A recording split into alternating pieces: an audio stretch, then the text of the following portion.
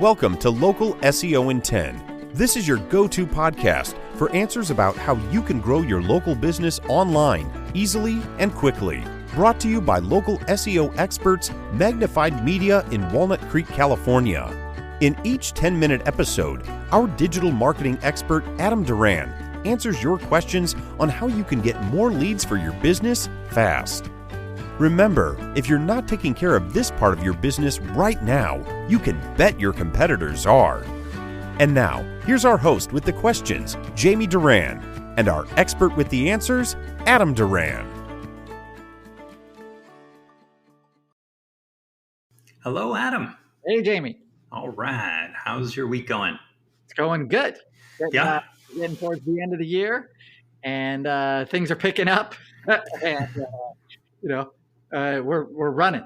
We're running. All right. Holiday season in SEO. It just seems like holiday season. Family, business, everything all together. Busy. Awesome. Yeah. Busy. It's good. Always busy. Always great. That's right. Better than the opposite. So, sure. What are we talking about today? Awesome.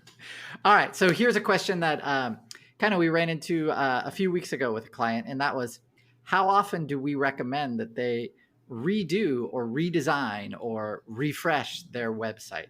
So this is a little different than how often do you add content to the site? We want to be adding content to our site, daily or every few days or as much as possible, just so it refreshes the site in Google's eyes. But this is more about like, how do you decide when it's time for your website to be redone, right? You've had it for, a year or two, and now you're like,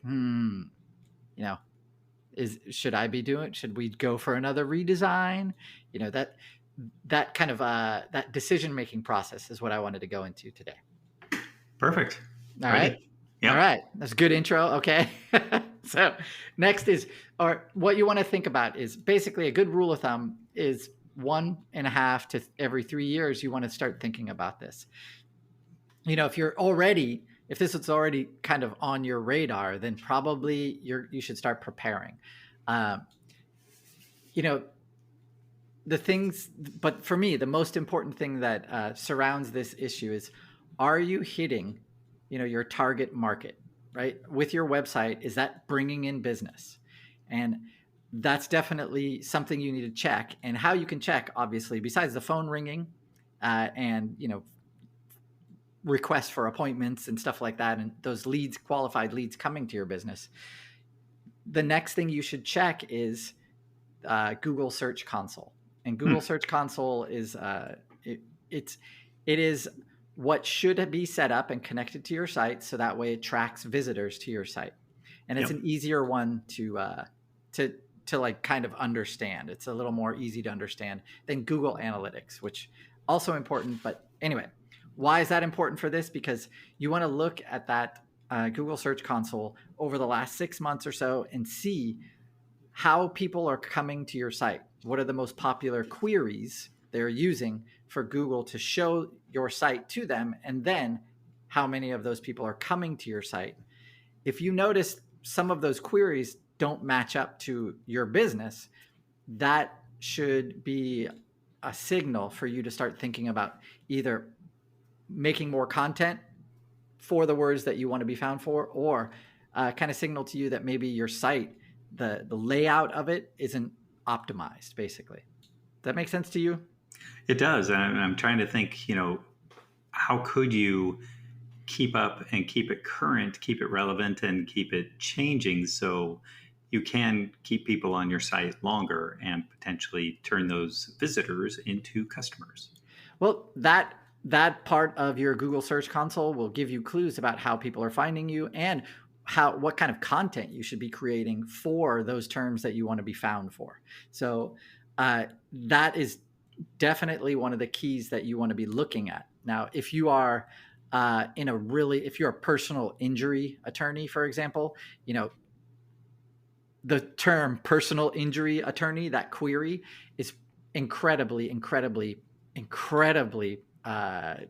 competitive. So that means It's really tough to rank for. So instead of personal injury attorney, you might want to look for longer words, Easier words to rank would be like, personal injury attorney in whatever city you're in, or Sure. or male personal injury attorney. Weirdly, some people want a male or female. Having a longer, basically a longer series of words, that those are generally easier to rank for. Anyway, first thing you do when you're thinking about if it's time for a website redesign is look at those list of queries. The next one, think about how has your business changed since your last website redesign? So have you changed services? Have you added more services? Have you found that more of your certain services are more popular, or they make you more money? So that's the make you more money is what we want to hear, right? So if you're a solar installer and you're finding that a lot of people are coming to you and saying, hey, we want to have a pool heater, and that's a big source of revenue for you, or it has become such a thing, then you want to have, you want to think about on your design, how can I maximize those keywords? And so that would be creating a service page about pool heaters and why they're important, and electric pool heaters and why they're important, something like that. Make sense? Awesome. Oh yeah. So if you have new customers or new targets, then that's going to be part of that decision-making process, right? If I'm trying to get homeowners, or I'm trying to get only commercial contracts, then that's going to, and your current site doesn't have dedicated site architecture designed around those themes, then that's probably where you should be creating new pages or thinking about your site and creating an architecture that supports those targets. Make sense? Of course. Yeah. All right. Easy. The other thing is, kind of pay attention to the technology that is around the web, right? In 2009, Adobe had something called Flash, and Apple decided in 2009 to no longer support Flash on any of its platforms. So if you had an iPad or an iPhone and you went to a site with Flash, it would be a blank. It would be blank. So things like that, if your site had Flash at that time, the writing was on the walls for years, but you can even see Flash on some sites nowadays. So if you do, that'd be a great referral for a young, hungry website designer. Anyway, that kind of stuff, kind of pay attention to that.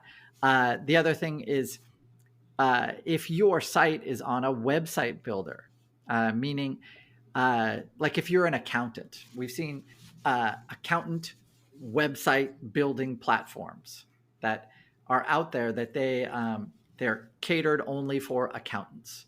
And basically you go to them, they build your website for you for free, and then they charge you a monthly, whatever. What happens now? You're on a proprietary platform. What happens when that platform goes out of business? Your site goes out of business. Yeah, your site goes down completely. So you should definitely pay attention to that website builder. If that architecture on it, or you can kind of feel that they themselves are getting dated in their site, that the interface is super outdated, that when you send them a message that says, hey, can you tell me about putting schema on our site? And then all you get is, I don't know what that means. Those are big red flags. And so, if you're in that position, then you should, plan your exit, because your information, all of that work that you've put into that site could disappear tomorrow. If they go out of business, you're going to have to redo all of that work. So if you're going to have to redo all that work, you might think about just kind of preparing for that day. And it might be time to move away from that platform because, like I said, those kind of businesses, they go out of business. And that sucks when it happens. Yeah, and especially if you don't have a copy and then they say, oh, you don't really own that. I own the name and I own the website. Yeah, we've seen all kinds of craziness. So it's obviously best to, if you're going to use a website builder, choose a company that is solid. I know Wix is solid. They have they're a publicly traded company, pretty solid. WordPress is open source, so it's free, so you don't have to really worry about WordPress going out of business.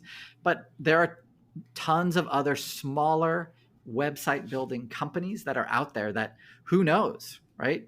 Who knows if they're going to be around because they're small, and things go out of business.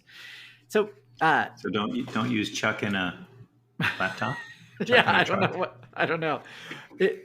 You would be amazed at the amount of custom website builders there are out there that are just they're anyway. It's crazy, but yeah, it could happen. The other thing, the last one is, does your website look old?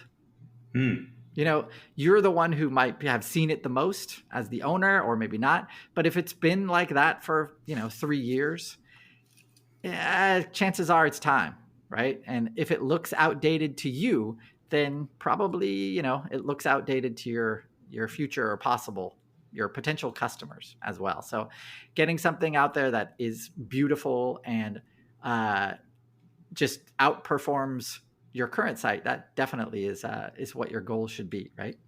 Yeah. All right. That's all I got. All right. 10 minutes flew by. I took a lot of notes. I have some things to review with my web guy when we're done.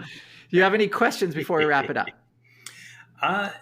You addressed, well, not really a question, but a concern. And that's, people who are trusting, and you've covered this in other podcasts, so we probably shouldn't talk about it. But when, you get your wife's friend's sister who says that she does web design, and then she builds it, and then, they get divorced 5 years or 3 years later, and all of that stuff. And then you can't either find her, or she doesn't have the files anymore, or whatever. Does it make sense to ask for a backup of your website just in case that all happens? Yes. And your hosting company should already be doing that. So basically your website host has most website hosts that you can deal with. They will have a backup of your website. So if something happens, it goes down, then you can go back in time and say, okay, we want to reinstall that backup from whatever 2 months ago.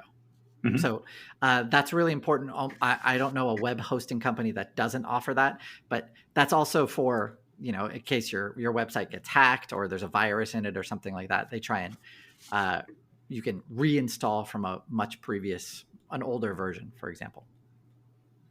Got it. Does that make sense? That makes sense. Yeah. Just be careful when you're going with your friend's ex-wife.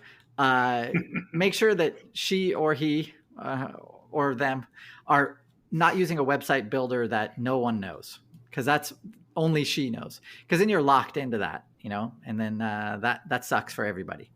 So got it. Yeah. All right. That's very good. Great advice as always. So we'll wrap it up there. And if any of the listeners have any questions, feel free to reach out to us on LinkedIn or Facebook at Local SEO in 10.